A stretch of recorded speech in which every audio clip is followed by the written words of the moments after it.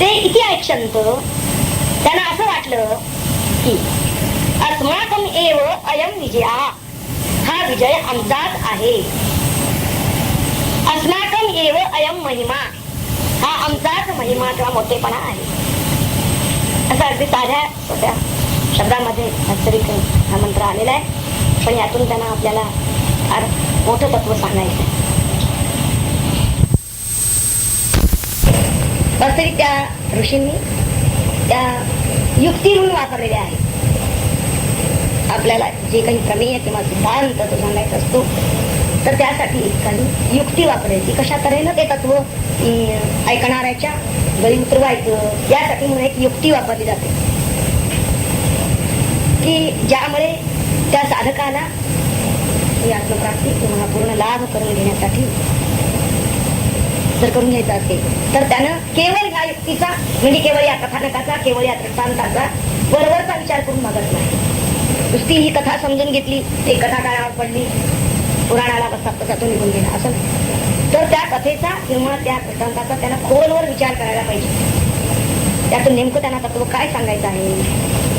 केवळ त्या कथेकडे कथा न पाहता त्या रूपक कथेतून आपल्याला काय बोध त्यांना द्यायचा आहे उपनिषदकारांना, त्या प्रतीकांमधून. कारण ती प्रतीक असतात त्या कथानकामध्ये आलेले सगळे, आणि त्या प्रतीकांच्या मागे कोणतं तत्व आहे ते तत्व त्याचा शोध आपण घ्यायचं आहे.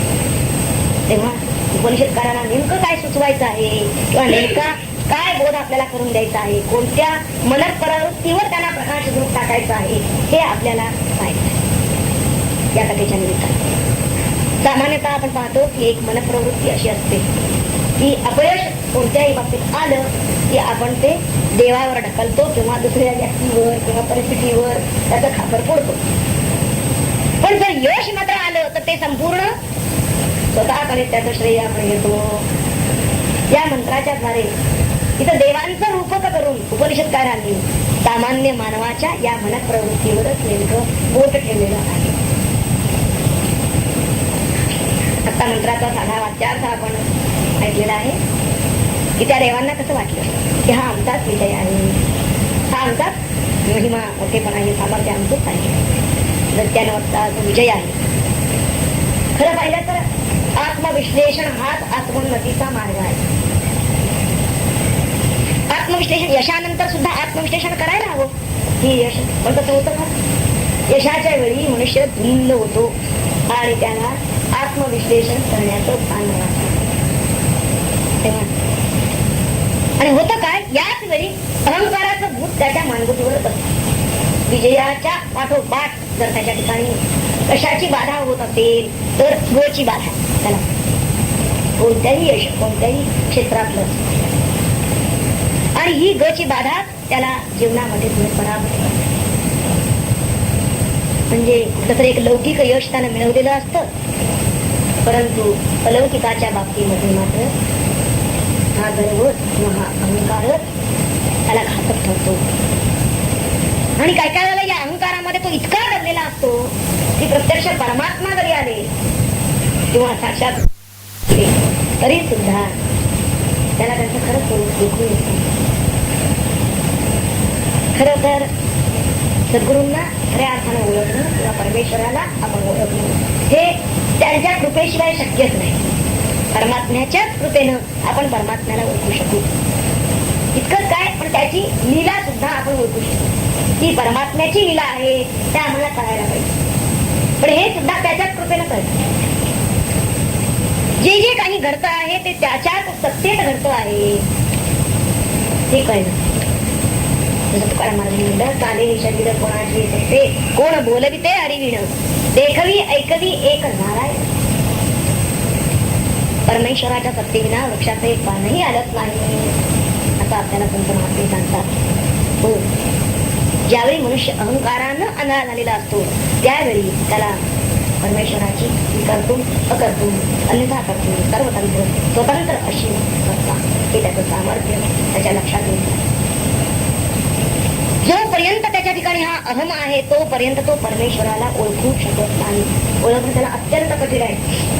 आणि हेच या केनोपनिषदाच्या 3ऱ्या खंडामधून त्या आख्यायिकेमधून त्यांना आपल्याला सांगायचं.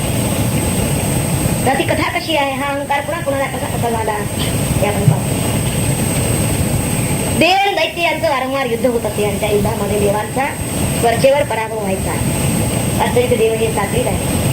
त्यामुळे परमेश्वराला त्या देवांची दया आली आणि त्याला वाटलं की जगाची स्थिती व्हावी यासाठी आपण या युद्धामध्ये दैत्यांचा पराभव करावा आणि देवांना विजय मिळवून द्या. आणि तसंच झालं.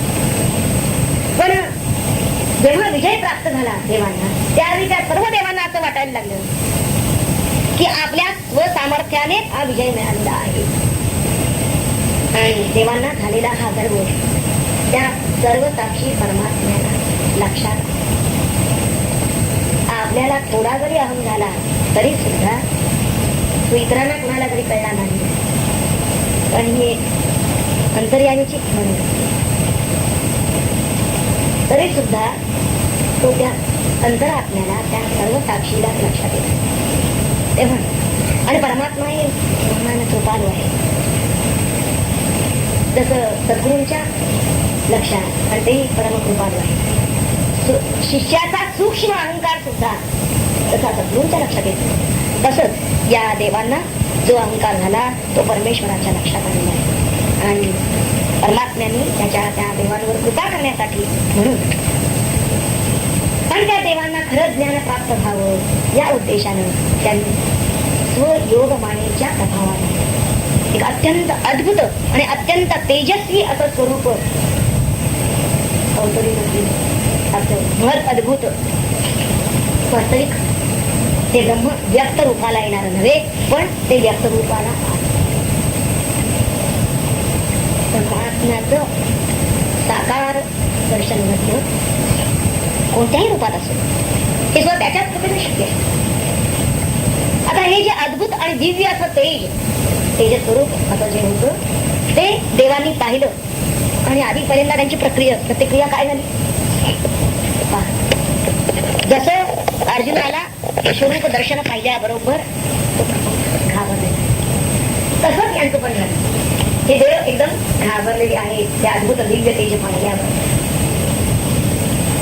आणि नंतर मात्र त्यांच्या ठिकाणी जिज्ञासा निर्माण झाली की अरे हे आहे तरी काय एवढं बृहत, इतकं तेजस्वी, इतकं अद्भुत.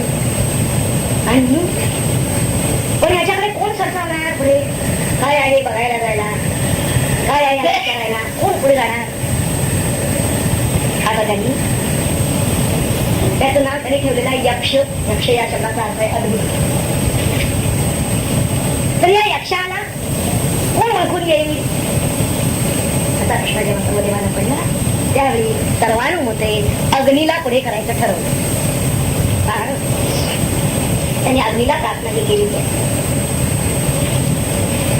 हे अग्नी हे जातवेदच, पण जे जे उत्पन्न झालेलं आहे ते जाणणारा तू आहे. म्हणून तुला जे जे जात म्हणजे जन्माला येतं उत्पन्न ते वेद तुम्ही जाणणार. किंवा जो जन्मतात जो जाणतो त्यालाही जात वेद असं म्हणलेलं आहे. असा तो असल्यामुळे तो हा यक्ष कोण आहे हे शोधून काढ म्हणून ती कामगिरी त्याच्यावर सोपवली. तसा सर्व देवांना अभिमान झालेला होता, विजयानं ते फुगलेले होते. तसं ह्या अभिनयी होतात. पण त्यात आणखी या कामगिरीवर आपली योजना झाली. आपल्याला आणखी विशेष महत्ता दिलेली आहे ते कार्य करण्यात. इतकं मोठं कार्य आपल्याला सोपवलं याचा त्याला आणखीन अभिमान झाला. आणि आता अभिमानानं फुगलेला तो अग्नी त्या यक्षाकडे यक्षाच्या किती तेजानं तो क्षणार्धात इथून गेला. काही त्याला काय बोलावं काय त्याला विचारावं सुचेच नाही. आणि तो असा एकदम संगीत झाला, मुख बनला. हे पाहून त्या यक्षानं त्याला विचारलं तू कोण आहे. तर यानं मी अग्नी आहे असं वास्तविक सांगायला लागेल. मी अग्नी, पण नुसतं मी अग्नी म्हणून तो थांबला नाही. मी अग्नी, मी जातवेद असे त्याला बरोबर. जातवेद हे आणखी एक आपलं नाव त्यानं याची पुस्ती जोडली की एखाद्याला आपण विचारतो तुझं नाव काय, तर मनुष्य आपलं नाव सगळं सांगतो आणि लगेच मी मी असंही सांगतो. आपली पदवी त्यातच सांगतो. तसं अर्थात यामध्ये जी आत्मश्लाघा आहे, ही ज्या अहंकोटी झालेली आहे, तसं या अग्नीच्या ठिकाणी मी ज्यात वेद सगळं जे काही आहे ते सगळं निघालतो हे त्याने सांगितलं. आणि असं सांगितल्याबरोबर यक्षाने विचारलं की तुझं सामर्थ्य काय, म्हणून त्याला विचारलं तुझी महत्ता काय.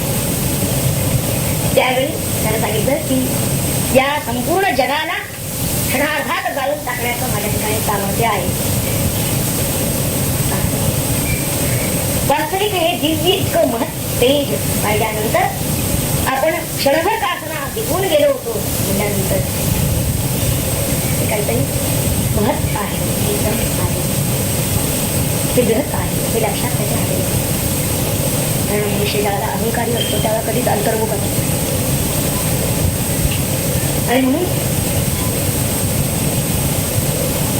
त्याला आपलंच महात्म्य तर राहिलं आणि शिवाय आपलं सामर्थ्य ते आणखीन फुगवून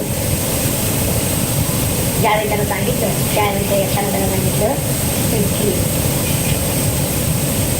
तुझं जर सामर्थ्य सर्व जाण्याचं आहे तर मी तुला एक साधी गोष्ट आहे ती जाण्यात बरोबर. ज्यावेळी तो आपले 2 नावं सांगतो त्यावेळी शंकराचार्यांनी त्यावरती एक भाष्य फार सुंदर केलेलं आहे. ते म्हणतात की नामद्वयेन प्रसिद्धतया आत्मानं श्लाघयति. अशा आपले 2 नावं जेव्हा तो सांगतो की आत्मश्लाघा त्याची लोक, तेव्हा आता आपलं सामर्थ्य प्रकट करण्याचा प्रसंग उभा ठाकलेला आहे. यक्षानं आव्हान दिलेलं आहे त्याला की मी तुझ्यापुढे हे एक गवताची काळी लक्षात घ्या. एवढा जरी हा अंतर्मुख झाला असता तरी याच्या ठिकाणी विचार केला असता अरे समग्र जगाला जाऊन टाकतो असं सामर्थ्य आहे म्हणून सांगायला लागलं आणि हा फक्त एक गवताची काळी काय ठेवतोय माझ्यापुढे. थोडा विवेक यायला पाहिजे होता.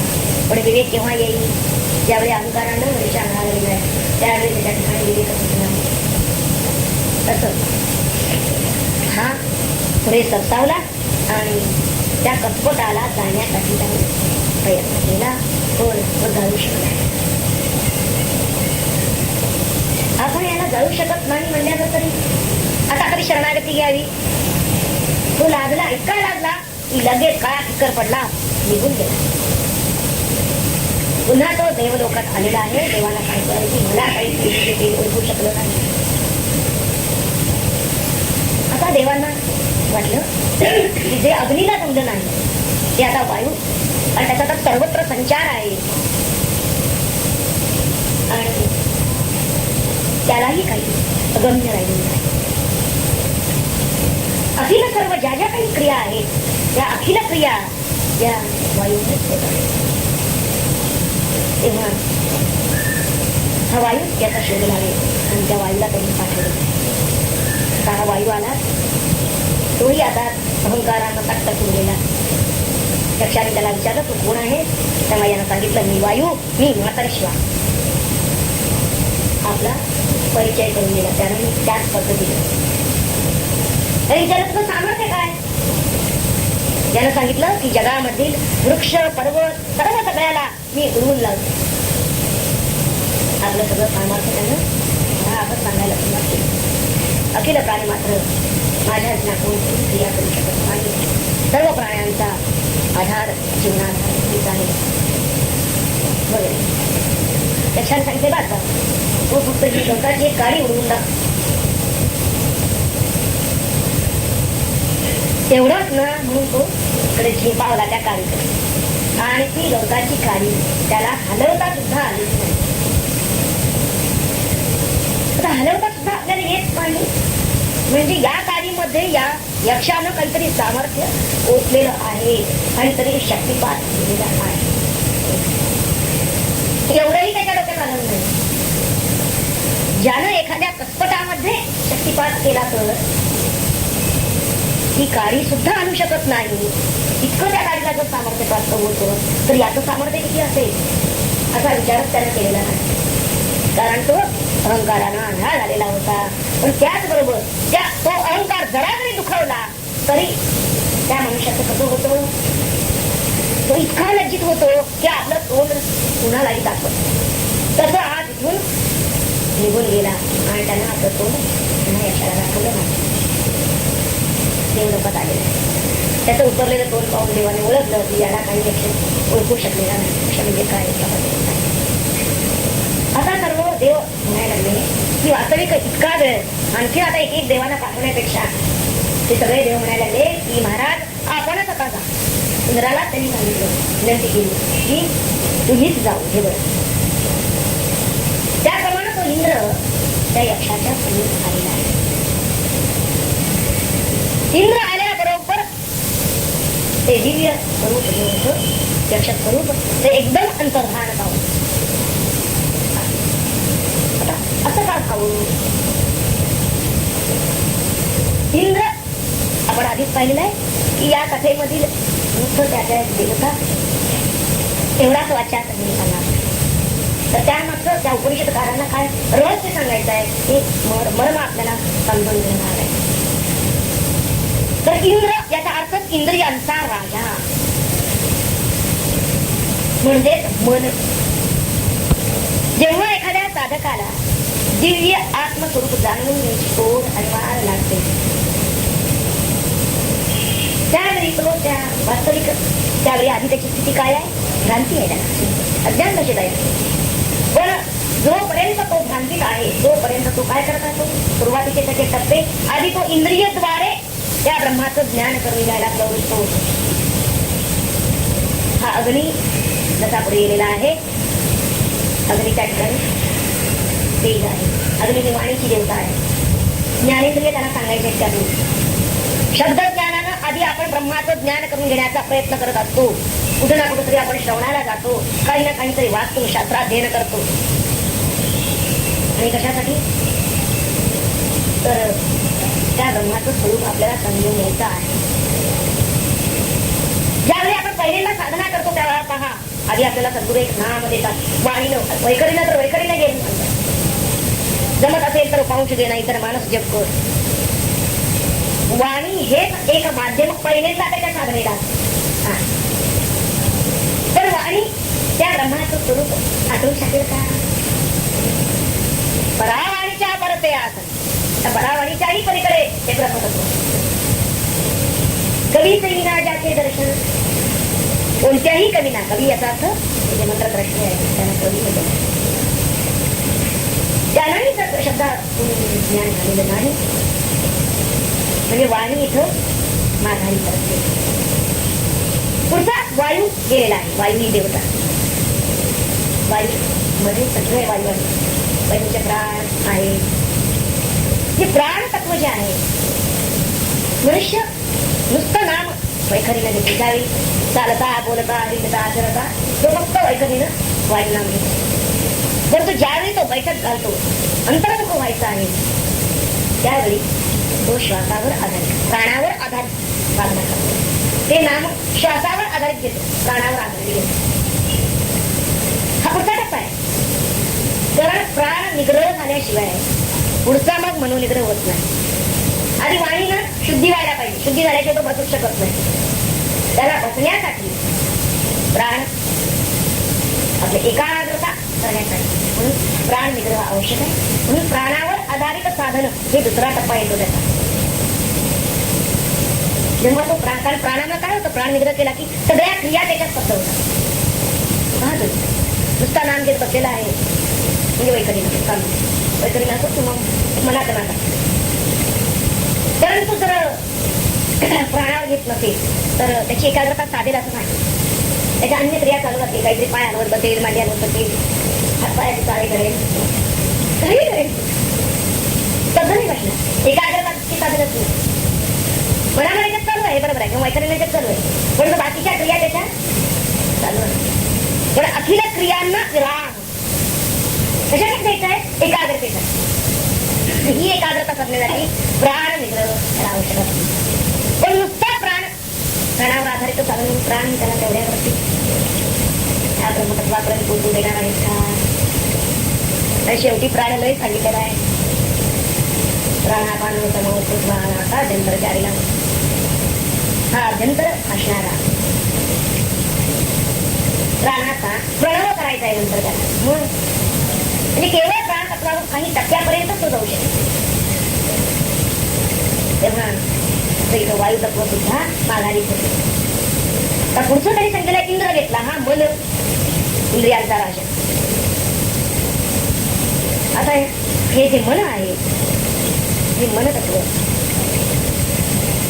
खर तर ब्रह्मज्ञान करून घ्यायला सगळ्यात अडचण कोणता असेल किंवा आपल्याला संपूर्ण सगळ्या बंधनाला कारण मनच आहे. मन त्या मनाने एकदा जर ठरवलं हे तत्व काय आहे ते मी समजून घेणार. ते मन जर एकदा छान म्हणून बसलं म्हणजे मनाचा निश्चय हा अत्यंत आवश्यक आहे. त्याचा निश्चय म्हणजे मनाचा निश्चय त्याचा पाहिला. आणि ह्या मनाला तिथं त्यांनी सांगितलं इंद्र असा सांगितलेला आहे की इंद्र तिथे इंद्र कसा आलेला आहे पहा. तो जेव्हा येतो त्याच वेळी ब्रह्म अंतर्धान पावलं. अंतर्धान पावल्याबरोबर त्या इंद्राची स्थिती अशी होते मनाची. इंद्राला वाटतं की अरे इतका वेळ त्या अग्नीला वायूला यांना दर्शन दिलं चांगलं आणि मी आल्याबरोबर मला दर्शन पण नाही. इतका मी कमी आहे का? माझी योग्य इतकी कमी आहे की मला दर्शन सुद्धा नाही. मला पण दर्शन त्यांना द्यायलाच पाहिजे असं त्यांना निश्चय केला. आणि इंद्र इथं शरण आलेला आहे त्याला की जे काही जिथून ते एकदम अंतर्धान दिसल्यासारखं वाटलं आणि एकदम अंतर्धान पावलं त्याच ठिकाणी जिथे ते अंतर्धान पावलं मंत्रामध्ये शब्द आलेले आहेत की जिथे ते अंतर्धान पावलं तिथे. आणि सगळे महात्मे जिथे आणि तिथे हे शब्दच वापरतात. तेच ज्ञानेश्वर महाराज तेच हा शब्द वापरतात. तेच म्हणजे ते आदेशा अंतिम सांगायचं. तसं या मंत्रात ते सुद्धा आलेलं आहे की जिथं ते अंतर्धान पावलं तिथंच तो बसला आणि तिथंच तो सुधारला. मनानं हे आपल्याला आपल्या ठिकाणी हे दर्शन क्षणिक अगदी झालं. त्याच ठिकाणी जिथं ते लयाला गेलं जिथे ते ग्राम पावलं ते त्याच ठिकाणी त्याला शोध घेत राहायला पाहिजे. एखादं यंत्र लावता जमिनीच्या खाली पाणी आहे काय बघायचं. ते यंत्रावरती त्यांना लगेच थोडंसं पाणी हल्ल्यासारखं देतं. जिथं ते लागले दिसलेले आहे क्षणभर जातात तिथंच खोदत जातात. तसं त्याला मनानं छान मांडून बसलेलं आहे की तुम्ही आता आणणार नाही. त्याचं दर्शन झाल्याशिवाय त्याला ओळखल्याशिवाय त्याचं ज्ञान करून घेतल्याशिवाय मी अजिबात जाणार नाही. इंद्रानं असं ठामच ठरवलेला आहे आणि हा त्याचा जो निश्चय आहे आणि त्याला अंतर्मुखी झालेला आहे. तो म्हणतो अरे असं काय घडलं की ज्यामुळे मला त्यानं दर्शन नाही. त्यांच्याशी तो बोलला कोण? त्याला प्रश्न विचारले आहेत. त्याला आपलं सामर्थ्य दाखवण्यासाठी आवाहन केलेलं आहे आणि माझ्या लेखी असं काय आहे की माझं काय नाही मोठं दुर्भाग्य की माझ्याशी त्याचं संभाषण पण नाही, त्याचं दर्शन नाही, संभाषण माहीत नाही. असं का व्हावं? अशी जे अंतर्मुख होऊन त्यानं जे अजिबात त्यानं धैर्य सोडलेलं नाही. तो त्याच ठिकाणी बसून राहिला. माघारी तर गेलाच नाही. बाकीचे सगळे माघारी फिरले. परमार्थामध्ये माघारी परतणं नाही आणि ती करून ते वावे शकतो. परमार्थामध्ये यश आपल्याला हमखास केलेला आहे. परंतु ते जर आपल्या दृष्टीच्या टप्प्यात येत नसेल त्याने अजून काहीच अनुभव नाही असं जर वाटत असेल तर कधीही माघारी परतू नका.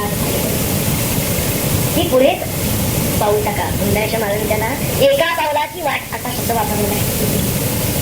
कारण पुढे जाणारं आपलं पाऊल हे एकच असतं.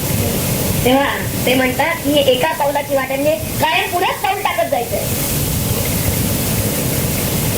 माघारी परतायचं नाही. तसा हा माघारी वळला नाही. धैर्यानं तिथंच बसून राहिला. त्यानं त्या यक्षाचा पाठपुरावा केला.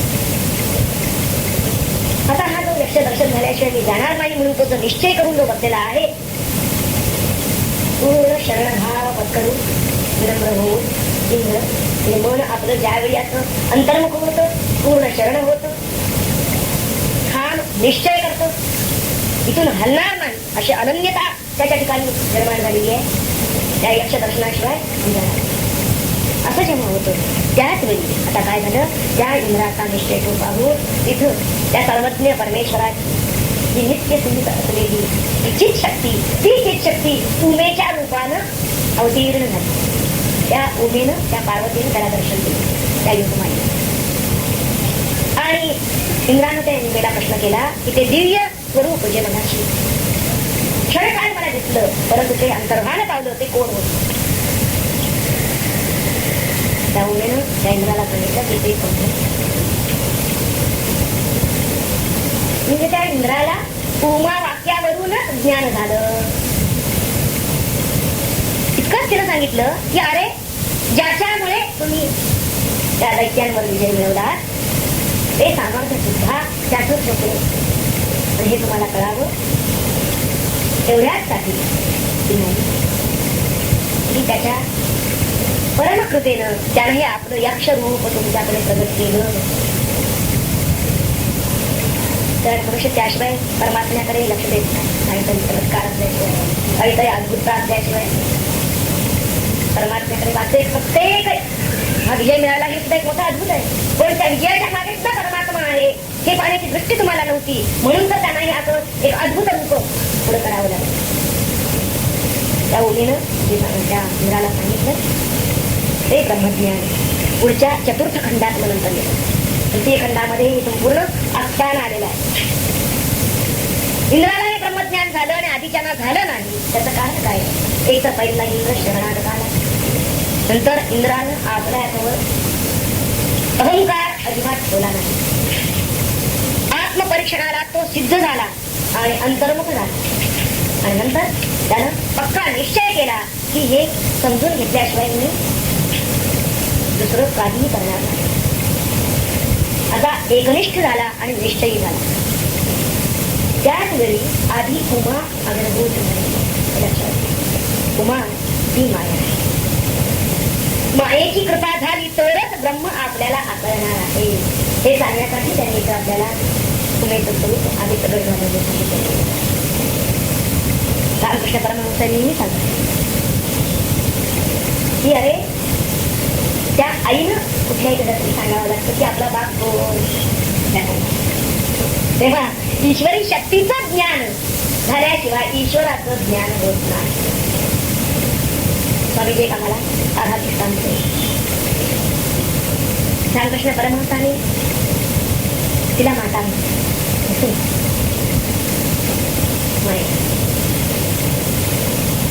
स्वामीजी म्हणत की साधं आहे पहा, एखाद्याच्या झोपड घर मला काही त्याला आपल्याला भेटायला जायचं आहे, त्यांच्या दाराशी आपण जर त्या कुत्र्याला तसं माया ही अडचण आहे. ब्रह्माला भेटायला जाताना माया ही अडचण आहे आणि जर आपण त्या कुत्र्याला हार करत बसलो तर ते आणखीनच आपल्याला गुंतायला लागतो. तेव्हा ज्याचं कुत्र त्यालाच बोलवायचं, त्याने जरा त्याला दिलं की ते लगेच बसत आणि मग आपल्याला आपण आता जाऊ शकतो. स्वगृहीत त्या मालकाच्या घरी जाऊ शकतो. तसं ज्याची माया त्याला ती आवडून घ्या.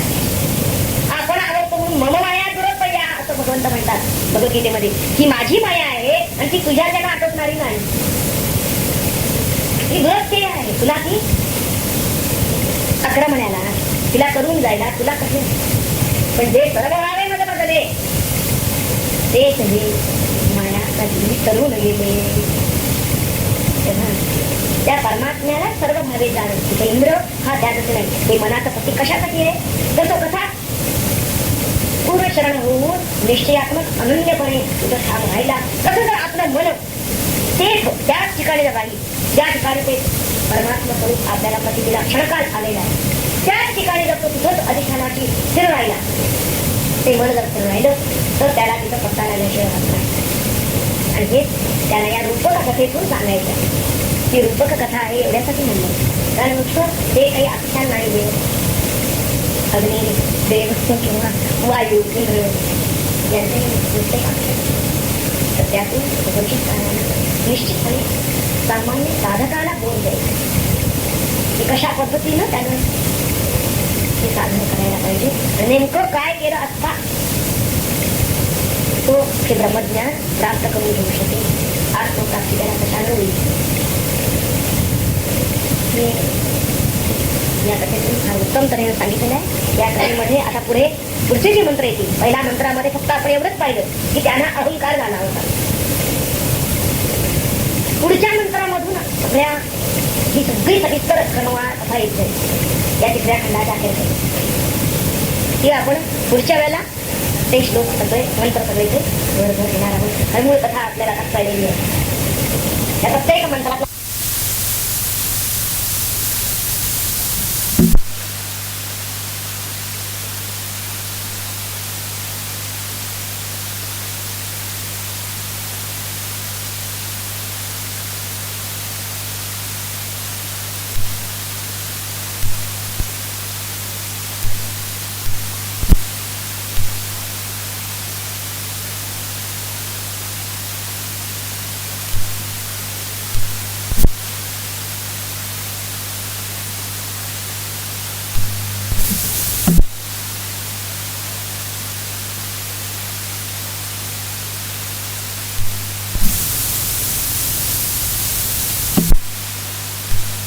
करी एक कथनी आख्यायिका. जे जे काही घडून येते ते होतसे ब्रह्म सत्ते. धरून या अहंतेचे मी हे केले मानणे.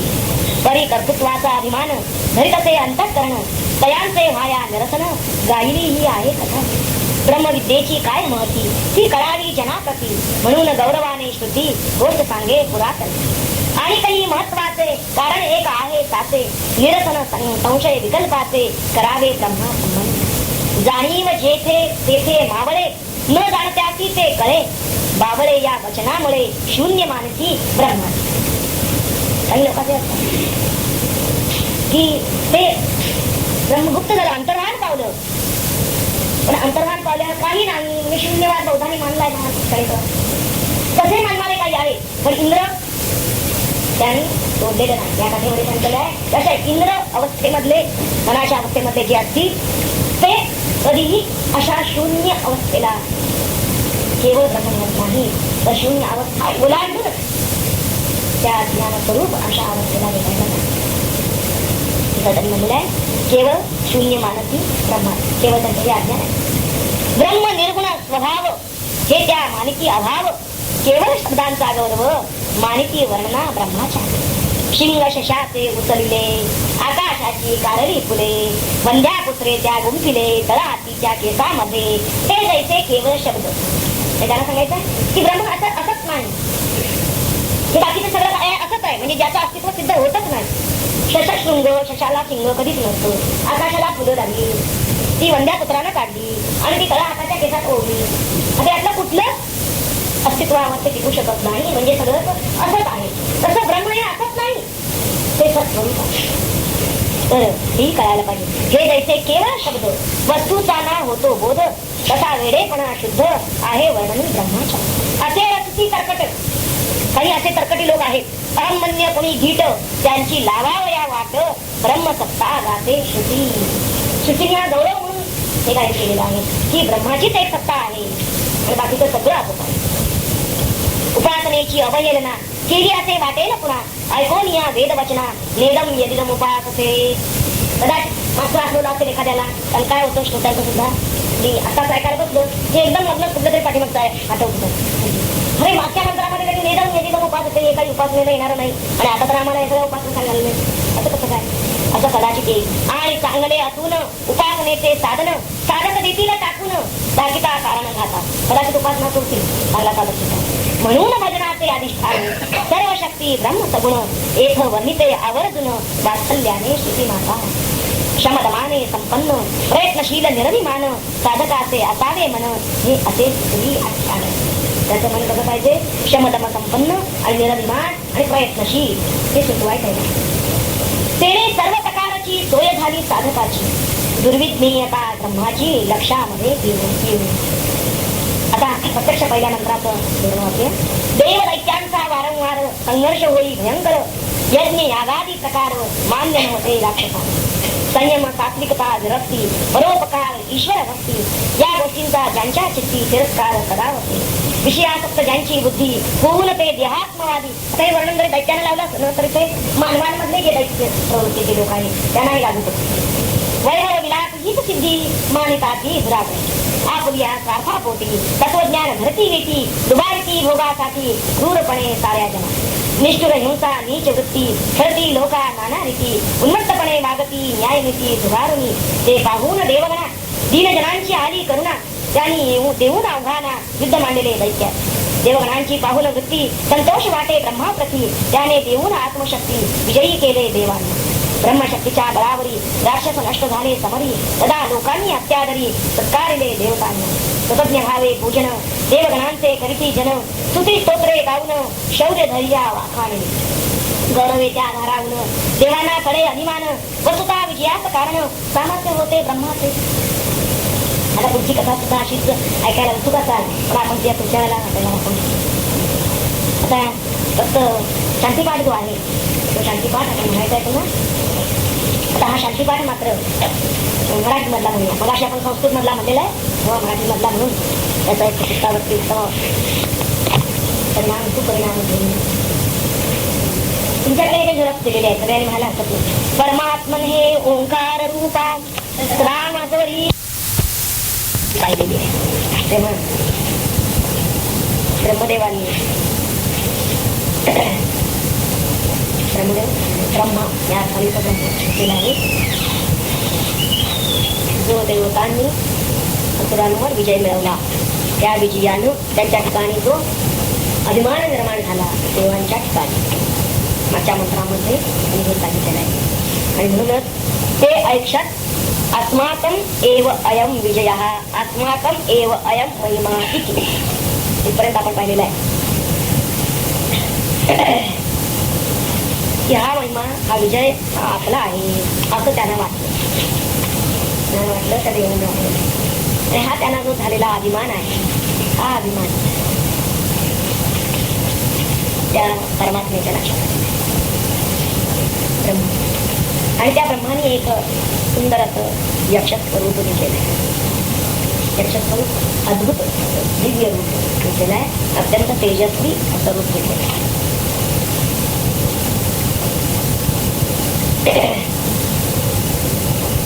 दुसऱ्या मंत्रामध्ये काय म्हणलेलं आहे त्यांनी ते आपल्याला पाहायचं. ते पाहण्यापूर्वी थोडा मग सिंहावलोकन म्हणून या मंत्रावरचं जी भाषा आहे त्याचं पाहूया. यज्ञे जगताची घडी ईश्वरे रचली आवडी जीवा दाविली निवडी यज्ञ वाट पूर्वी कधी एकदा असुर झाले आले उन्मादा यज्ञक्रिया अनेकदा नष्ट केल्या तरी ईश्वरे यज्ञ रक्षणी संकल्प मनी करोनी देवा असुर निर्दालनी कार्य केले. त्या ब्रह्मानं त्या देवांना का कार्य केलं या असुरांवर विजय मिळवण्यासाठी तर यज्ञ रक्षण करायचं होतं. नष्ट असुर ते होता यज्ञादी क्रिया समजता आणि इंद्र अग्न्यादी देवता प्रतिष्ठा पावल्या.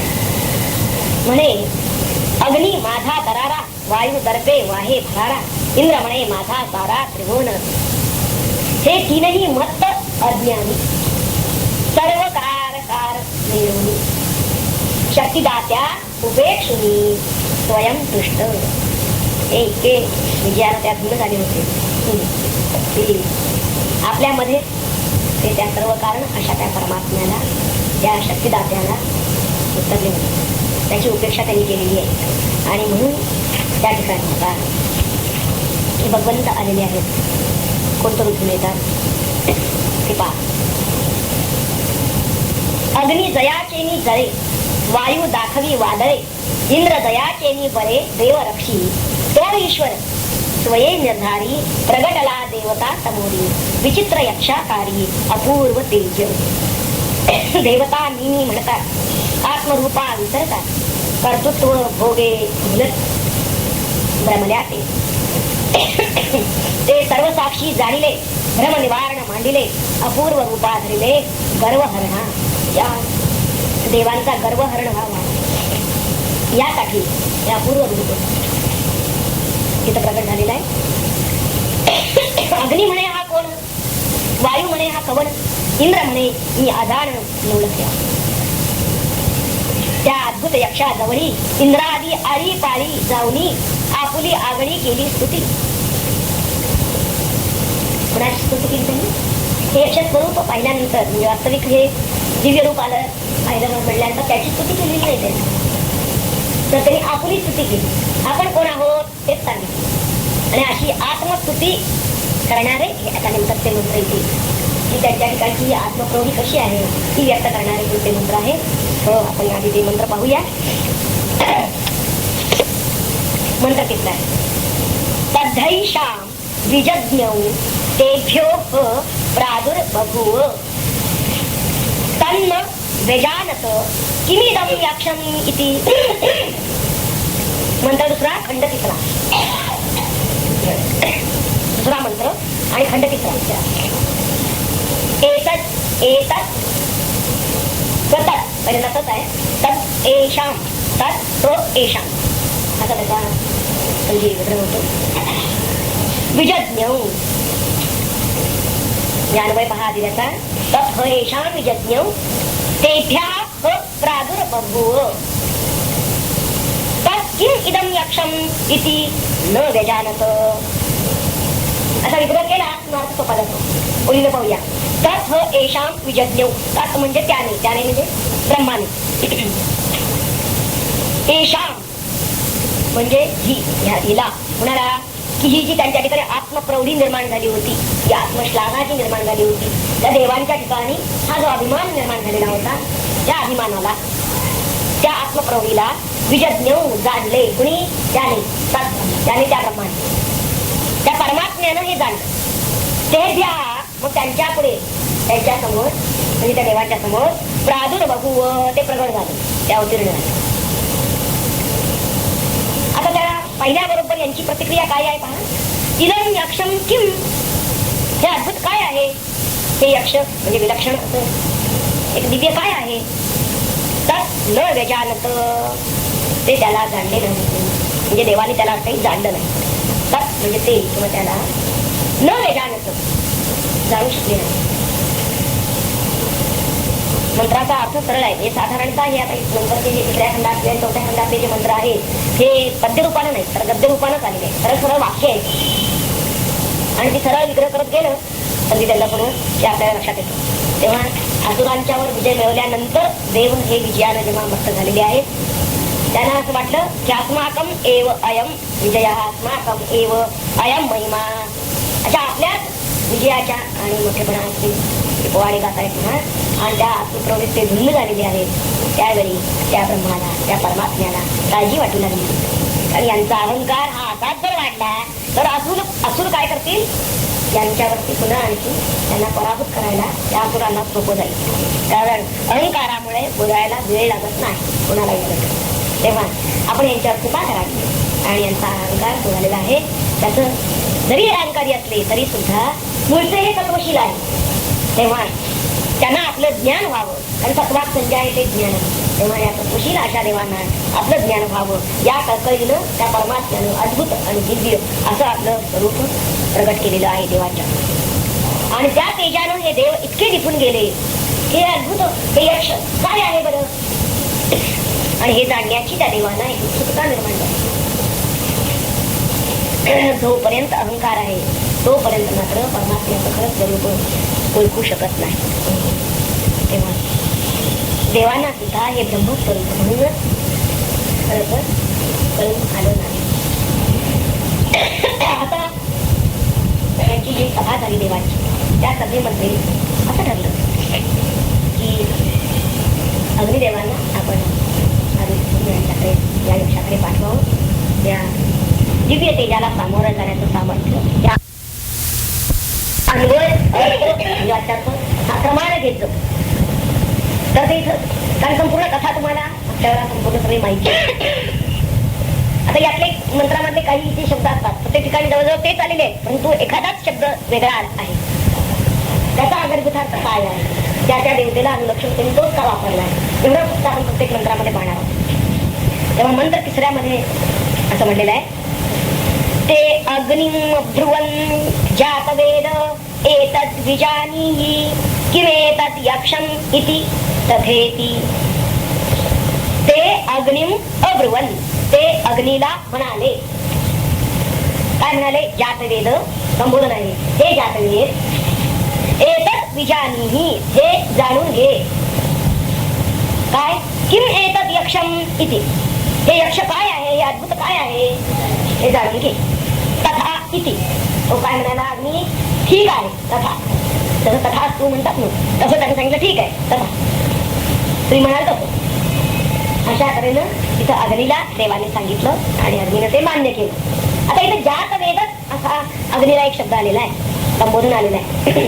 तर जात वेद म्हणजे काय, जन्माला येणाऱ्या सर्व वस्तूंचा ज्ञाता, असं जात वेद त्या शब्दाचा.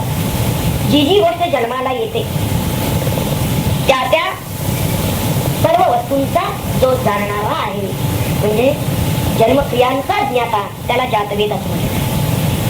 मग जन्म घेतलेल्या सर्व वस्तूंचा आता काय काय जाणायचं असतं, तर जन्माला येणाऱ्या त्या वस्तूंचा या विश्वामधला कायदा, त्यांची प्रक्रिया, त्या वस्तूची मर्यादा, संबंध, हे सगळं अग्नीला ठाऊक. अग्नी हे सगळं जाणत असतं. प्रत्येक वस्तू जे जे काही द्यायचं होणार आहे, जन्माला येणार आहे, त्या त्या प्रत्येक वस्तूचं हे संपूर्णतः ज्ञान त्याला आहे. तेव्हा सर्व भूतमात्रामधील जाणीवयुक्त शक्ती, त्या शक्तीची जी उष्णता आहे तिला अग्नी असं त्यांनी म्हणलेलं आहे. तेव्हा विश्वामध्ये एखादं जर आता हे जे ब्रह्माचं यक्षाचं स्वरूप आहे, तर ते यक्षाचं स्वरूप ते देवांच्या समोर उभं राहिल्याबरोबर त्याला अग्नी ओळखू शकत नाही. त्या देवाला असं वाटलं की हा सगळं जे जे काही होतं ते सगळं जाणतो, तर हे जे यक्ष स्वरूप झालेलं आहे, तिथं प्रगट झालेलं आहे, तर ते काय आहे ते हाच जाणू शकेल. म्हणून त्यांनी त्याला काय केलं की सर्व देवांनी त्या अग्नीची नियुक्ती केलेली आहे आणि त्याला पाठवलेलं आहे. कारण भूत लोकातील प्रतिनिधी म्हणून त्यांनी अग्नीला प्रथम नियुक्त केलेला आहे. आता हा निघाला तिकडे. चौथ्या मंत्रामध्ये त्याचं वर्णन येतं, तदभ्यद्रवत तमभ्य वदत गोस्ति अग्निर्वा अहमस्ति इति ब्रवीज्जात वेदा वा अहमस्मीति. त्याने काय सांगितलं बा, तद अभ्यद्रवत, त्याचं वर्णन काय केलंय, तद म्हणजे त्या ब्रह्माकडे. त्याला तो कसा गेला, अभ्यद्रवत, एकदम वेगाने गेला, झेपावला तो त्याच्यावर. इतकी त्वरा आहे त्याला, धावत गेलेला आहे तो, अतिशय लगबग झालेली आहे त्याला.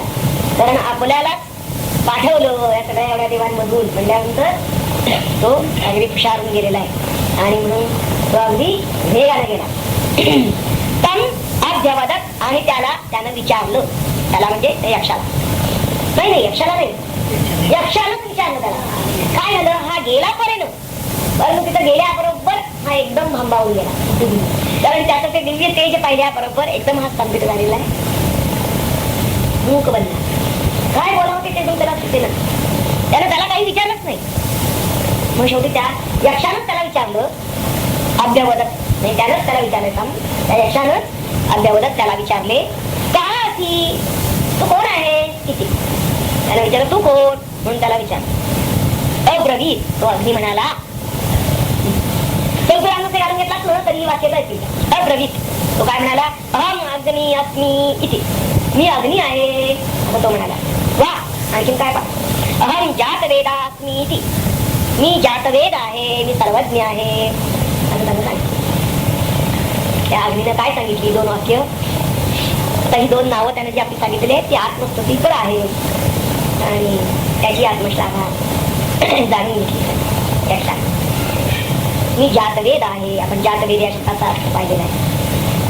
हे जे त्यानं सांगितलेल्या पुस्तकी जोडलेली आहे ती इथे जातवेद म्हणून ती मार्मिक घातलेली आहे उपनिषदकारांनी. तर हे त्यांना आपलं हे सांगितल्यानंतर आता त्यावरती त्याची यक्षाची प्रतिक्रिया काय होते, त्या यक्षाला काय केलं पहा. मंत्रपात्रामध्ये येतं, कारण या कथेला एक प्रकारचा ओघ आहे आणि तो कशाच ओघानं ती कथा घ्यायला पाहिजे. तस्मिन् स्वै किं वीर्यम्, आता इथे मी फोड केलेली आहे, मग तसं जरी वाचलं तरी चालतंय. तस्मिन् स्वै किं वीर्यमित्यपिदं सर्वं दहेयं यदिदं पृथिव्यामिति. काय म्हणतोय तो, तस्मिन् त्वयि किं वीर्यम् इति. त्यानं काय विचारलं की तुझ्यामध्ये काय सामर्थ्य आहे, तो कोण आहे त्याला कळलं. त्यांनी सांगितलं मी अग्नी आहे, मी जातवेद आहे. तर तुझ्यात सामर्थ्य काय आहे असं त्याला पुढचा प्रश्न विचारलेला आहे यक्षाने. यत् इदं पृथिव्यां तत् इदं सर्वं अपि दहेयं. त्यानं उत्तर काय दिलेलं आहे त्या अग्नीनं की जे ह्या पृथ्वीवर आहे ते सर्व सगळं मी जाळून टाकतो असं त्या वेळेला सांगितलं. त्या पृथ्वीवर जे जे म्हणून आहे ते सगळं मी जाळून टाकतो असं त्याला उत्तर दिलेलं आहे. त्यानं आपलं सामर्थ्य काय सांगितलं पहा, दहेय सगळं दग्ध करून टाकणं आता यक्षानं काय केलं यावर, त्यानं त्याला जाळायला काय ठेवलं त्याच्या पुढे पहा. या मंत्रात म्हणलंय तस्मै तृणं विदधावरे दहेति तत् उपप्रेयाय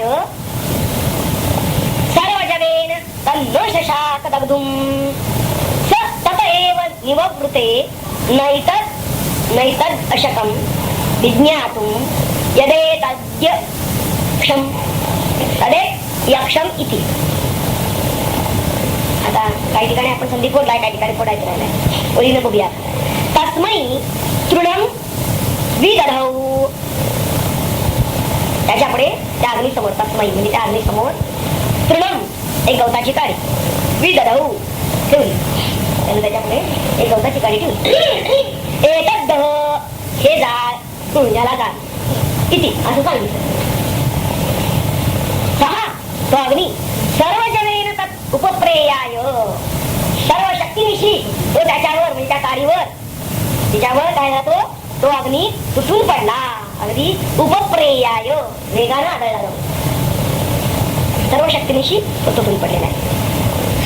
हो तत् दग्धुं न एव शशाक, तत् दग्धुं या जाण्यात तो न एव शशाक तो समर्थ होऊ शकला नाही, तो जाऊ शकला नाही.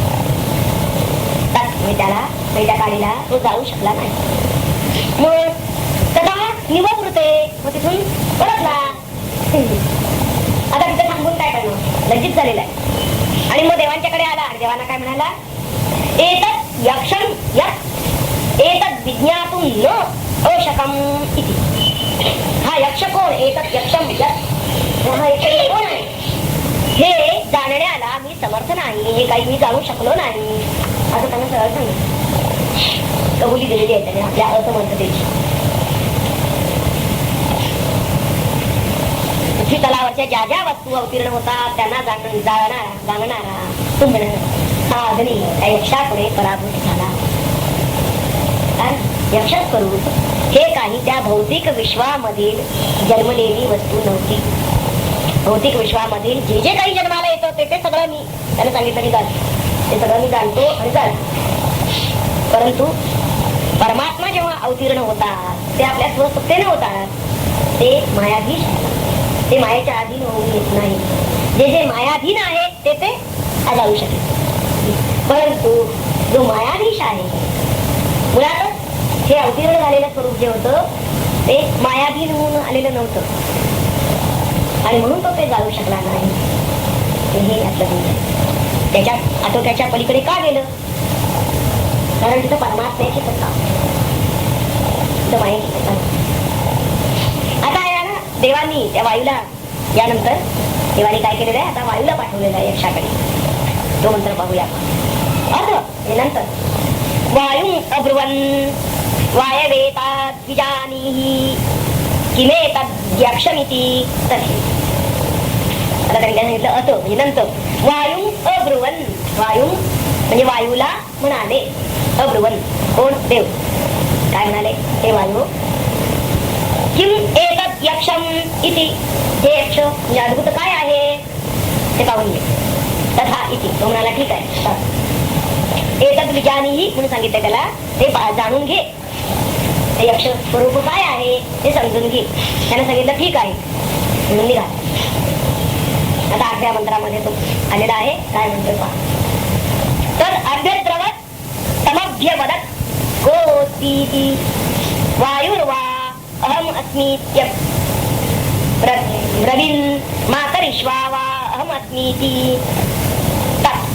म्हणजे त्याच्याजवळ त्या यक्षाकडे हा अभ्यद्रवत म्हणजे तो सुद्धा अगदी त्वरेनच गेलेला आहे. वायू सुद्धा, वायू आधीच त्वरा करणारा, धावत होणार, तेव्हा तो सुद्धा धावत गेलेला आहे. आणि तो गेल्याबरोबर यक्षानं त्याला विचारलं, का की तू कोण इति. त्यानं विचारलं, अहम वै वायू अस्मि, मी वायू आहे. अहं वै मातरिश्वा इति अब्रवीत. तो काय म्हणाला, मी मातरिश्वा आहे असं त्याला म्हणाले. आता हा मातरिश्वा हा शब्द इथं आलेला आहे, त्याबद्दल आपण पाहिलं. तसंच मातरिश्वा म्हणजे काय, मातरिश्वा हा शब्द इथं का आलेला आहे त्याचे रस्ते पाहूया. हा मातरिश्वा म्हणजेच महान प्राणतत्व आहे. तो मातृभूत तत्वाच्या म्हणजे आकाशाच्या पोटात वावरतो म्हणून त्याला मातरिश्वा असं म्हणतात. मातृभूत तत्व कोणतं, आकाश. श्वासोच्छ्वास तो करतो, स्वतःचा अनंत विस्तार करतो. हा वायू खूप विस्तार करतो आणि विश्वामधील सर्व वस्तू ह्या शक्तिमान प्राणाच्या क्रियेमधूनच निपजतात. सर्व वस्तू ज्या ज्या ठिकाणी आहे, ज्या प्राण आहे तिथंच जीव आहे, म्हणजे त्या वस्तूचं अस्तित्व आहे. तेव्हा सर्व विश्व याच्याच आज्ञेनं, विश्वामधील सगळं जे जे काही आहे ते याच्याच आज्ञेनं आकाराला येतं. आपल्या विश्वविस्तारामध्ये वावरणारा हा वायू म्हणून याला मातरिश्वा असं म्हटलं जातं. कारण संपूर्ण विश्वभर हा भरून आहे सगळ्या विश्वात. आता याला त्या यक्षानं असं विचारलेलं आहे की तुझ्या सामर्थ्य काय आहे. त्या मातरिश्वाला प्रश्न विचारलेला आहे. तो त्या मंत्रात सांगतो, तस्मिन् त्वयि किं वीर्यम् इति अपि इदं सर्वम् आददीयं यदिदं पृथिव्याम् इति. तस्मिन् त्वयि त्या तुझ्या ठिकाणी, तुझ्यामध्ये किं वीर्यम् काय सामर्थ्य आहे इति असं त्याला विचारलं त्या यक्षाने. यत् इदं पृथिव्याम् इदं सर्वम् अपि आददीय इति. त्याला काय सांगितलं, या पृथ्वीवरचं जे जे काही आहे ते सर्व मी सगळं ग्रहण करतो, मी उडवून लावतो, ते माझ्या सगळं मी सामावून घेऊ शकतो. वायू काय करतो, आपला विस्तार करून सर्व वस्तू आपल्या कवेत घेतो असं तो आपली पणाई सांगतो आहे. आता यक्षानं काय केलं, त्याच्या पुढे एक गवताची काडी ठेवली. 10व्या मंत्रात यक्षानं सांगतोय, तस्मै तुडं निदधावेत तदा तत् तदुप प्रेयाय सर्वजवेन तन् न शशाक आदातुं ततएव निववृते नैतत् अशकं विज्ञातुं तदेतद्य तद्यक्षम् इति. तदेतद्यक्षम् इति. तस्मै म्हणजे त्याच्या समोर आता यक्षानं काय केलं, तृणं विदधौ म्हणजे गवताची काडी ठेवली. एतत् आदत्व हे उचल, हे उडव म्हणून सांगितलं. एतत् आदत्व, आदत्व म्हणजे उडव किंवा उचल असं सांगितलं. आता तो वायू काय करतोय, सर्व जवेन सर्व शक्तीनिशी तत् उपप्रेयाय त्याच्यावर जाऊन तो एकदम आदळला सर्व शक्तीनिशी वायू. तत् आदातुं न शशाक परंतु ती उडवून लावणार किंवा तिला उचलून घेण्यास धड करण्यास तो समर्थ झाला नाही. न शशाक शक्य झालं नाही त्याला, ते ती काडी उचलणं त्याला शक्य झालं नाही.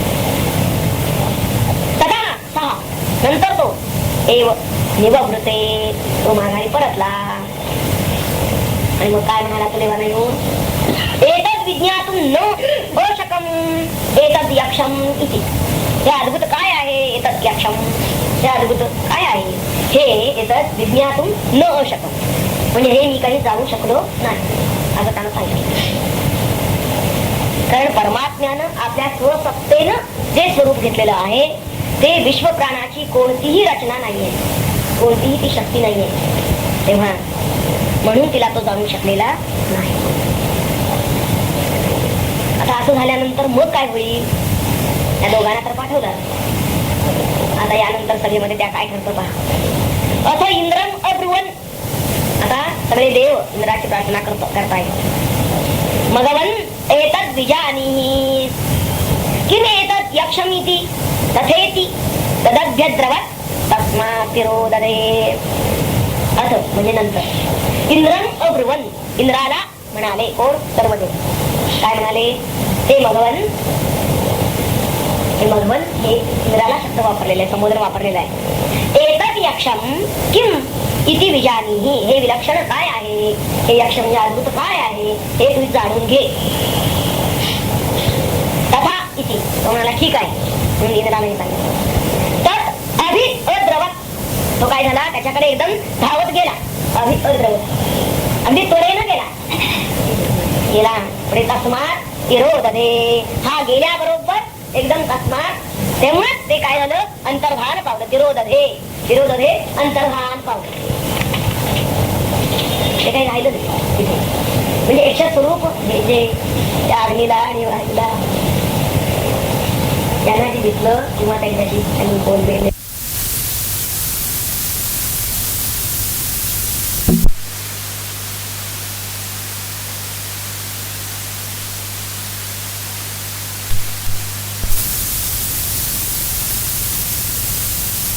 म्हणजे यक्ष स्वरूप हे जे त्या अग्नीला आणि वायूला त्यांना जे दिसलं किंवा त्यांच्याशी त्यांनी बोललेले आहे, संभाषण झालेलं आहे. पण इंद्र आल्याबरोबर ते अंतर्मन. तर इंद्र ही मनाची शक्ती आहे. आपण मागच्या थोडासा याचा विचार केला होता. इंद्र ही काय आहे, मनाची शक्ती. देवानं म्हटलं हे यक्ष स्वरूप इंद्रिय ग्राह्य जर असेल किंवा मनाला दिसण्यासारखं, आणि अग्निदेवता वायुदेवता यांनी हा प्रयत्न करून पाहिलेला होता. ते सिद्ध झालं होतं की इंद्रिय ग्राह्य नाही. पण मनाला दिसण्यासारखं जर असेल, मन जर त्याला जाणून घेऊ शकत असेल, तर ते इंद्राला नक्की ओळखता येईल हे लक्षात घेऊन त्यांनी याला पाठवलेलं आहे. परंतु इंद्र एका क्षणीच ते अंतर्भानच पावलं, अदृश्य झालं. म्हणजे याचा अर्थ कसा आहे की ते स्वरूप त्या परमात्म्याचं ते स्वरूप इंद्रिय ग्राह्यही नाही आणि मनोग्राह्यही नाही, मनालाही ते दिसणार नाही. तेव्हा मनाला कशाचं दर्शन करू शकतं की जे स्थल आणि काल यांच्या मर्यादेत असतं त्याचंच दर्शन फक्त मनाला होऊ शकतं. सर्वव्यापक आणि सर्वत्र असा असणारा परमात्मा हे स्वरूप कसं होतं, यक्ष स्वरूप म्हणून तर त्याला यक्ष म्हणलं, विलक्षण म्हणलं. कारण ते सर्वव्यापक होतं, सर्वगत होतं. आणि असं हे विराट स्वरूप कोणत्याही इंद्रियांना, अमुक एका इंद्रियांना ग्रहण करता येणार नाही. आपण पाहिलं मागे की अग्नी मायेची देवता आहे. तसंच हा वायू प्राण की शब्दाने जे जे काही ग्रहण केलं जातं ज्ञान, त्या शब्दज्ञानाला काही परमात्म्याचं खरंच स्वरूप कळणार नाही. अखिल क्रिया कितीही जरी आपण क्रिया केल्या तरी, कारण प्राण क्रिया सगळ्या प्राणांनी होतात, प्राणावर आधारित असतात. कोण कितीही कर्म जरी झाली, कल्पकोटी शतायुगाची जरी कर्म झाली तरी सुद्धा ते परमात्म स्वरूप काय आहे त्याच्याबद्दलचं ज्ञान होणार नाही. तेव्हा इंद्रियांना तो ग्रहण करता येत नाही असं, आणि मनालाही ज्या वस्तूचं ज्ञान करून घेता येत ते, कारण हा सर्वज्ञ आहे म्हणून ती सर्वज्ञ वस्तू मनालाही जाणता येत नाही.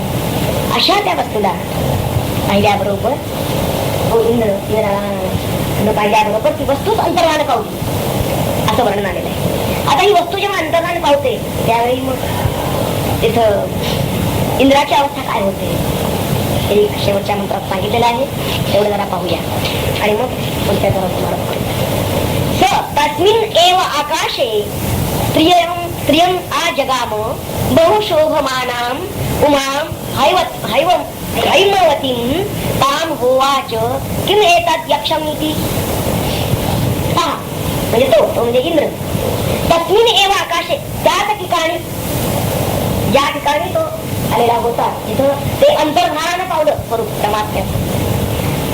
मन ज्या ठिकाणी मनाचा लय होतो तिथं अंतर्धान पावतो. त्याच ठिकाणी एक ठिकाण, तीच सत्ता, तेच अधिष्ठान. आता या ठिकाणी काय झालेलं आहे पहा, बहुशोभनाम हैमवतीं उमां त्रिं आजगाम. तर या ठिकाणी त्याला अत्यंत शोभना, सुंदर, अतिशय सुस्वरूप अशी हैमवती म्हणजे हिमालयाची कन्या. कोण? उमा, सुंदर उमादेवी. आजगाम, तिच्या जवळ तो आला. ती तिथं प्रकट झालेली आहे त्या ठिकाणी. ही जी चित शक्ती, त्या ब्रह्माची चित शक्ती ती तिथं प्रकट झालेली आहे. उवाच, आणि तिला तो काय म्हणाला, एतत् यक्षम किम, ते विलक्षण हे यक्ष काय आहे. असं त्यानं विचारलं. ते काय आहे बरं असं त्यानं तिला प्रश्न विचारलेला आहे. एतद यक्षम किम. आता या ठिकाणी हा खंड संपतो. आता ती जे काही उत्तर देते पुढे ती सगळी उमा वाक्य त्या उमेनं ब्रह्माचं केलेलं वर्णन ते म्हणजे चतुर्थ खंड येतो त्या शेल उपनिषदात परब्रह्माचं स्वरूप तिने वर्णन करून सांगितलेलं आहे. पण या खंडामध्ये फक्त या मुख्यत्वे 3 देवता यांचं वर्णन झालेलं आहे. अग्नी, त्यानंतर वायू आणि मग हे परमात्म्याचं स्वरूप समजून घ्यायला अशा तऱ्हेनं पुढे ठरलं का ते समजून घेऊ शकले नाही. आणि इंद्राच्या पुढे त्या उमेनं म्हणजे भगवंताच्या शक्तीनं आपलं स्वरूप का प्रगट केलं आणि तिनं मग नंतर सांगितलेलं आहे. त्यामुळे आधी इंद्राला कारण ते दोघे निघून गेलेले आहेत.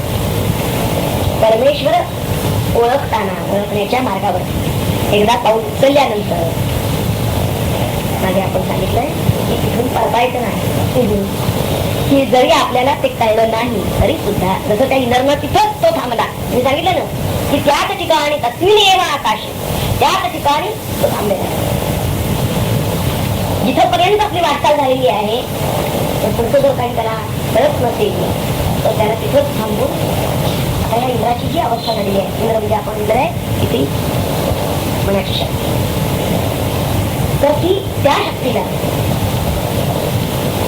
या मनाला हे स्वरूप जर आपल्याला होत नसेल तर जिथं हे मन मनाच्या कल्पना जिथं विरतात मनाच्या ठिकाणी सतत जे संकल्प होत असतात ते संकल्प कुठे विरतात त्या ठिकाणी ही मूळ जाणीव ही उमा ही शक्ती ही मूळ माया त्या ठिकाणी प्रगट होते आपलं स्वरूप दाखवते. आणि ही अहम स्मृती ज्यावेळी प्रगट होते त्यावेळी ही सांगते की अरे तेच हे सहा अहम ही सांगते ही अहम ते ब्रह्म दुसरं तिसरं काही नाही तर हे अहम. त्या ठिकाणी त्याला त्या साधकाला ती मूळ माया म्हणजे ती अहम स्फूर्ती त्याला अबोध करून देते. हे तुझं स्वरूप हेच आहे म्हणजे हे ब्रह्मस्वरूप हे तुझं स्वरूप आहे. आणि हे ठामपणे ती मूळ माया सांगणार आहे. म्हणजे आपण पाहिलं की अहंस्फूर्ती आपली शुद्ध जाणीव हीच आपल्याला बोध करून देणार आहे. परंतु त्या ठिकाणी त्याला स्थिर व्हायला पाहिजे आणि त्या उमेबद्दल तिथे शरणागत केले. त्या इंद्रानं तिला विचारलेलं आहे. मागच्या वेळा आपण पाहिलेलं आहे की इंद्रानं एवढं हेही आत्मपरीक्षण केलं की अरे हे मगाशी अग्नी वायू येऊन गेले त्यांना निदान त्याचं रूप दिसलं तरी बोलले तरी आणि मला माझ्या बाबतीमध्ये तेही घडलं नाही. मी येईपर्यंत म्हणजे निघूनच गेले. इतकी माझ्याकडे पाठ फिरवली आहे त्या परमात्म्याने. असं जेव्हा त्याच्या लक्षात आलं त्यावेळी हे त्याचं आत्मपरीक्षण आणि त्यानंतर त्यानं केलेला निर्धार काही झालं तरी आपण आता हे स्वरूप काय आहे कळल्याशिवाय जायचं नाही असा त्याचा तो निर्धार. त्या निर्धारामुळे त्या मूळ आपल्या स्वरूपाला प्रगट व्हावं लागलं. उमयेच्या स्वरूपात आधी ते प्रगट झालेलं आहे आणि तिनं त्या माईनं त्या ब्रह्माचं स्वरूप त्याला दर्शन केलं. ही जी उमा वाक्य पुढे येतात त्यामधून संपूर्ण बोध आलेला आहे की परब्रह्माचं स्वरूप काय आहे ते स्वरूप वर्णन तिने केलेलं आहे. आणि त्यावरून त्या इंद्राला बोध झाला. प्रथम इंद्राला बोध झाला आणि मग इंद्रानंतर त्या अग्नीला आणि वायूला सांगितलेलं आहे. तेव्हा यावर बतावलं भारतांची टीका जी आहे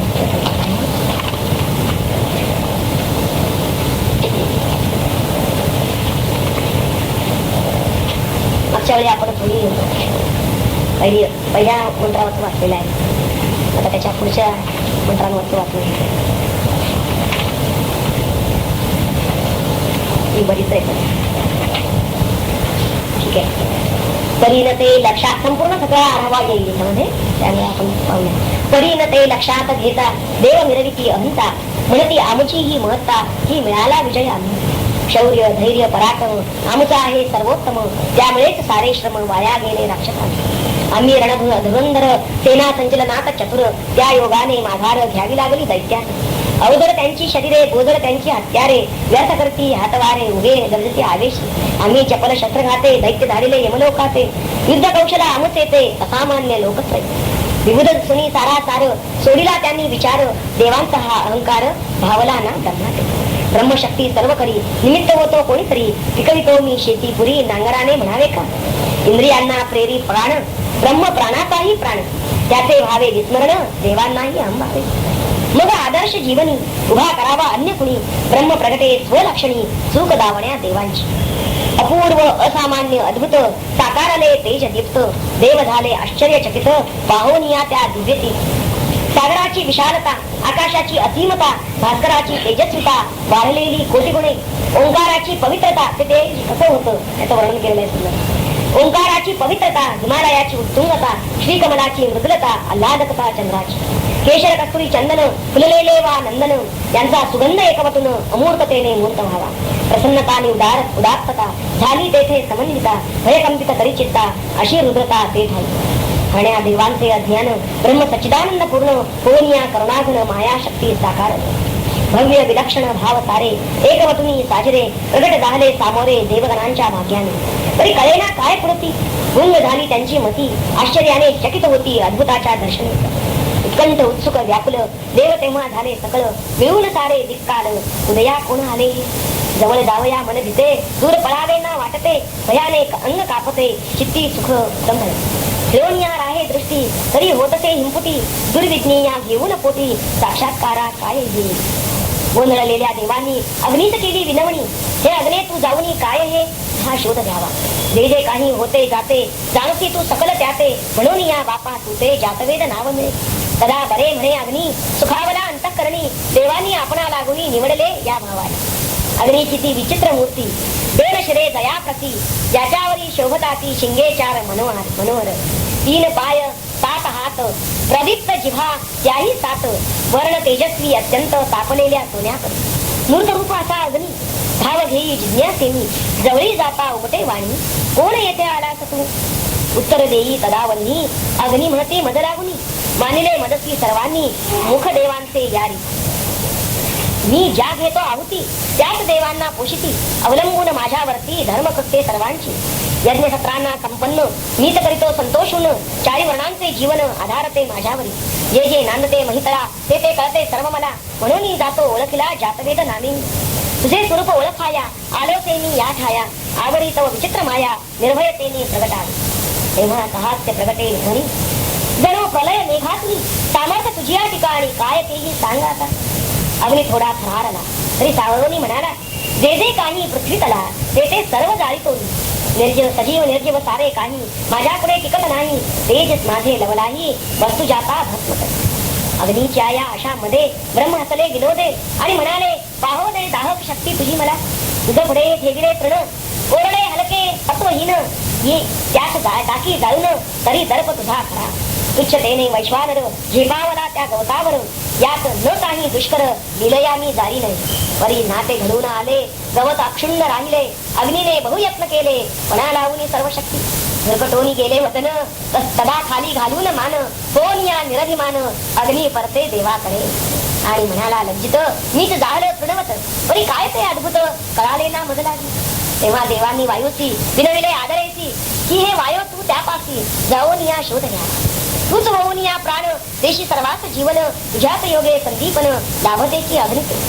अग्नि झाला पराभूत, लाभेल तुला यश खचित, नीट ये शोधून अद्भुत काय आहे कृती. अग्नीची पाऊल फजिती, बरेच वाटले वायुप्रती, म्हणे माझी होईल कीर्ती, शोध घेता अद्भुताचा. देवा म्हणे प्रभंजन, जरी न माते प्रयोजन, तरी आग्रहा देऊन मान तुमच्या जातो कामाया. वायू होऊन वादळ, उपटीत वृक्षांना समूळ, लहोहागी उडवीत धूळ, झेपावला त्या दिव्याकडे. कोण पुसता सांगे वात, वायू म्हणती मदप्रत, गती म्हणून जी सृष्टीत, ती असे की माझ्यामुळे. ग्रह नक्षत्रे भ्रमण करती, सागरी लाटा उसळती, हालचाली सर्व होती, ओघ वाहती सरिता. अंतरिक्षात विचरण एक माझेच आहे जाण, मातरिश्वा हे अवधान, त्या योगाने मिळे मला. गंधांना वा ध्वनी राही, मीच स्वये वाहून नेई, माझ्याच मुळे सुखदायी जीवन प्राणी मात्र. सदा सस्मित म्हणे ब्रह्म, कळले तुझे गुणनी नाम, सांग मनसी सर्वोत्तम कोण शक्ती तुझ्या ठाई. मी रूपाने प्रसिद्ध आलो तुझी आसन्निध, त्यावरून काय बोध झाला नाही वायू. मी गतीचा प्रणेता, अगाध माझी महत्ता, भूमंडळीच्या वस्तू जाता ओढून नेतो लिले नाही. वा वा तुझे महिमान, खरेच आहे विलक्षण, ब्रह्म म्हणे हे येते तृण, उडीव पाहू वायू. तेव्हा वायू सर्व शक्ती कोसळे त्या तृणावरती, परी न काही चाले गती, व्यर्थ गेले बळ सारे. अशक्त शिशु गिरीवर उचला वया पाही थोर, ईश्वराची खंडीन पार म्हणावे ना नास्तिकांनी. वज्र कोरण्या भ्रमर गुंजाळ व करी फार, तशी त्या गवता समोर स्थिती झाली वायूची. सर्व बळा लागले तरी तृण तळे ते रेत भरी, सदा तो वायू माघारी लागून आला देवाकडे. आणि होऊन गलितावी माने म्हणे नमसी झाले ज्ञान, काय असे ते विलक्षण अज्ञाताचे राहिले. मग देवानी इंद्रापती नम्रपणे केली विनंती, हे पुरंदरा त्वरित गती जाणून ये या अद्भुतात. जे न कळले अग्निमरुता ते तू जाणशील तत्वता, तू देवांचा असती नेता भार आमचा तुझ्यावर.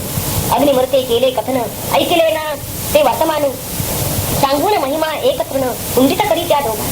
शतप्रभू तू पुरंदरा वज्र तीक्ष्ण शोभे करा, विजय मिळवून माघारा सदा येशी दैत्यावरी. तेव्हा मिळेल तुला यश आमचा असे हा विश्वास, बरे म्हणून सावकाश शोध घेण्या इंद्र जाई. देवानी करुणी स्तुती इंद्राची ना टळली मती, मनी म्हणे तो अल्प नव्हती महत्ता या दोघांची. सामर्थ्य असून अलौकिक चालेन त्यांचे काही एक, गवत काढी ती क्षुल्लक सोबळी जिंकी काही यांना. जी करकसे विश्वोत्पत्ती आणि टिकवी त्याची स्थिती, विलय त्याचा घडवी अंती, हीच शक्ती असावी. अंतर्यामी आपल्या काय चिंतन केलंय पहा. सर्व शक्ती सर्वाधार, ज्याचा न कोणा लागे पार, त्याविना ऐसा प्रकार घडविणे का शक्य कोण. दुर्बल अशा मनुजा प्रती आम्ही मिळवतो आपुली शक्ती, परी तियेची महती किती आता आले उमगोन. वासरात लंगडी गाय शहाणपण मिरविती होय, तुम्ही कीटकावनी पाय श्रेष्ठ माझा पक्षी म्हणे. आमुचेही तेच झाले येथे अहंकारामुळे, अडाळी ते लोक खुळे बरे म्हणावे आम्हाला. ते बापुडे नम्रपणी भगती देवा लागुनी, आम्ही विभुद असोनी बळी ठरलो अहंतेचे. ऐसे हृदयी चिंतित इंद्र विनये पुढे येत, तो प्रगटलेले अद्भुत एकाएकी गुप्त झाले. ते पाहून इंद्रापती दुःख फार झाले चित्ती, म्हणे पहा मी क्षुद्र किती संवादाही योग्य नाही. अग्नी वायू लागून जळून घडले दर्शन, मी केवढा बाह्यहीन लाभ झाला मला. दिव्यत्वाचे शब्दामृत मिळाले त्या दोघातच, मी करंटा मदोन्मत्त अनधिकारी स्पर्शात. सर्वात मी अहंकारी म्हणून मज केले दुरी, काय ठरलो दुपारी राजा सोनी देवा. पश्चातापाने यापरी इंद्र विभल झाला भारी, स्रवू लागले वरच्यावरी अश्रू त्याच्या नेत्रात. दुःख हेरावे सर्वांग हात जोडोनी सवेग, मुकुटालंकृत शिरोभाग आवेगाने वाकवी. वाचित तसे काकुलती क्षमा करावी दासातती, कृपा वर्षाव माझ्यावरती थोडा तरी येथ व्हावा. ऐसा उत्कट पश्चाताप अहंतेचे शमवी पाप, निर्मळ झाले आपोआप हृदय तेजवा इंद्राचे. अग्नी समवा वायू परी परत न फिरता माघारी, पडून राहिला प्रेमादरी इंद्र तिथे निष्ठेने. इंद्राची ती शरणागती निरभिमान अनन्य वृत्ती, पाहून प्रकटली हैमवती उमा रूपे ब्रह्मविद्या. सुंदरता आणि पवित्रता कोमलता आणि तेजस्विता, होनिया समन्विता स्त्रीरूपाने साकार. दिव्याभरणे भूषित वात्सल्य ते झाले मूर्त, कृपा प्रसादे अत्यद्भुत रूप धरिले लोचनांनी. वरद पाणी उभारोनी प्रगटली ते विश्वजननी, देवेंद्र ते पाहुनी विधी घातली चरणांनी. आणि म्हणाला मधुरोत्तरी माते सांगते गे सत्वरी, काय आमच्या समोरी प्रगटलेले होते ते रूप त्याचे परमाद्भुत. दिव्य विलक्षण अत्यंत शोध घेताही कुंठित झाले दोन्ही अग्निवायू. शोधण्यानी येता जवळ अंतर्हित ते झाले सकळ, दैव माझे अति दुर्बळ जवळी काही साधली ना. तू तरी माते आता कृपाळू व्हावे सर्वथा, भावा फुल या मदीय चित्ता शांत व्हावे बोधाने. तिला बोध करावा म्हणून इंद्राने विनवणी केलेली आहे. हा मुळात उपनिषदामध्ये जे मंत्र आहेत ते अत्यंत सूत्रबद्ध असतात. सूत्र म्हणजे अत्यंत संक्षिप्त सारांश. काय घडतं घडले पण त्याच्या मधला हा जो भाग आहे का, तर हा यांनी जो उलगडलेला आहे फार सुंदर उलगडलेला आहे की नेमकं काय घडलं. त्यांचं अंतरंग भाग जो आहे त्या त्या देवतेचा अंतरंग, त्यांच्या अंतरंगात काय काय काय लढाई झाल्या त्यावेळी, कसे त्यांच्या अंतकरणाचे तरंग उमटलेले आहेत ते महत्वाचं. कारण ते साधकाच्या पक्षी फार महत्वाचं. आणि हे हा भाग यामध्ये फार सुंदर आलेला होता आणि तो सलगच घेणं हे जास्त आपल्याला परिणाम करत. म्हणून हा भाग आहे तिसरा खंड इथं संपलेला आहे. आणि यात विवेचनाला कितीदा वाव आहे तो पहा. विवेचन म्हणजे की त्यातलं रहस्य काय आहे हे फक्त आपल्याला कळलं पाहिजे. या कथेतून नेमकं आपल्याला तरी काय बोध दिलेला आहे. जिथं अग्नी वायू भूत इंद्र या देवतांचा टिकाव लागू शकलेला नाही, तिथं ज्ञानेश्वर महाराज म्हणतात हेंद्रे, त्यांनी हेंद्रे म्हणलेलं आहे सामान्य लोकांना, की हे काय आपली टिमटिम त्यांनी सांगितलेलं आहे की जसं त्या कागदानं आपली टिमटिम दाखवावी तरी आपल्याला, तर हे कशाला पुढे समजतात. आपण आपल्या कोणत्याही सामर्थ्याने, कोणत्याही तऱ्हेची आपल्याजवळ परिस्थिती जरी असली तरी त्यानं आपण त्या परमात्मा स्वरूपाला समजून घेऊ असं नाही. तर त्याच्याच कृपेने त्याला करुणा आलेली आहे आणि ती जी त्याची माया म्हणून त्यांनी परमात्म्याने म्हणजे मम माया दुरत्या, परंतु त्या ही माया ब्रह्मविद्या. आता इथं ही जी उमा हा शब्द आलेला आहे, उमा इथं तरी नेमकं तिचं स्पष्टीकरण दिलेलं आहे ब्रह्मविद्या. परमात्म्याच्या अपरा आणि परा अशा दोन शक्ती आहेत. त्यामध्ये ही पराशक्ती जी आहे ती ही ब्रह्मविद्या आहे आणि हीच आपल्याला परमात्म्याचं ज्ञान करून देणार आहे. कारण ह्या बाकीच्या ज्या आहेत ना, ह्या अग्नी वायू इंद्रिया सगळ्या अपराशक्ती आहेत. कितीही वाणीचं सामर्थ्य असो, कितीही तुम्हाला प्राण शक्ती असो, कितीही मनाचं सामर्थ्य असो, परंतु या सगळ्या शक्ती अपराशक्ती आहेत आणि या अपराशक्ती तुम्हाला परमात्म्याचं ज्ञान करून देण्यास समर्थ नाही. परमात्म्याचं ज्ञान फक्त ब्रह्मविद्येनं पराशक्तीनं होऊ शकते आणि ती आता उमा या स्वरूपात प्रगट झालेली आहे. ती जो काही त्याला बोध करते, जे ब्रह्म वर्णन करून सांगते, तो बोध सर्वांसाठी आहे, फक्त इंद्रासाठी नाही. तो आपण पुढच्या वेळेला पाहणार.